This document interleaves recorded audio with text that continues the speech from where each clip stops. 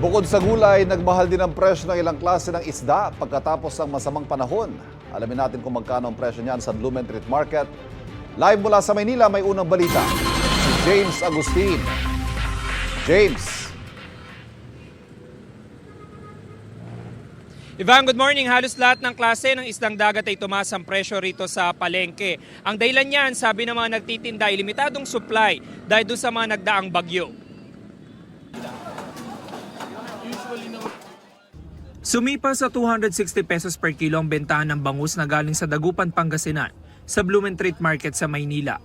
210 pesos per kilo lang yan bago manalasa ang bagyo noong nakaraang linggo. Tumaas din ang presyo ng boneless bangus na 100 pesos hanggang 120 pesos kada peraso. Yung pinaka main reason po kasi nung pagtaas ng presyo, yung mga bagyo na dumating po talaga eh. Kasi mahirap hulihin, konti yung supply. So usually talagang tumataas talaga yung presyo ng mga isdang dagat. Ilang araw ng araw matumal ang bentahan sa palengke. Talagang mararamdaman mo yung yung pagkonti ng mga namimili kasi nga syempre hindi sanay sa presyo na binibigay namin ngayon kasi sobrang tumaas talaga siya kumpara sa mga nakaraan. Tumaas din ang presyo ng matambaka na 200 pesos per kilo na mula sa 180 pesos. Ang galunggong ay 240 pesos hanggang 280 pesos, depende sa klase. Mas mataas ng 40 pesos kumpara noong nakaraang linggo.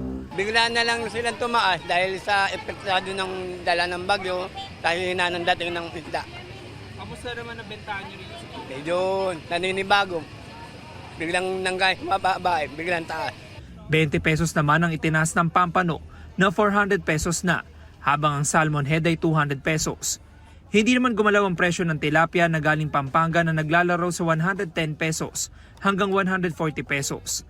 Ang mga mamimili dumidiskarte na, gaya ni Aida na may karinderya sa Santa Cruz, Maynila. Hindi raw pwede mawala sa kanyang putahe ang isda. Bibili na ako ng mas mura ng isda para makapagtinda ako ng mas mura din sa mga tao. Si Antonia naman 250 pesos na halaga na matambaka ang binili. Tataasan lang presyo din.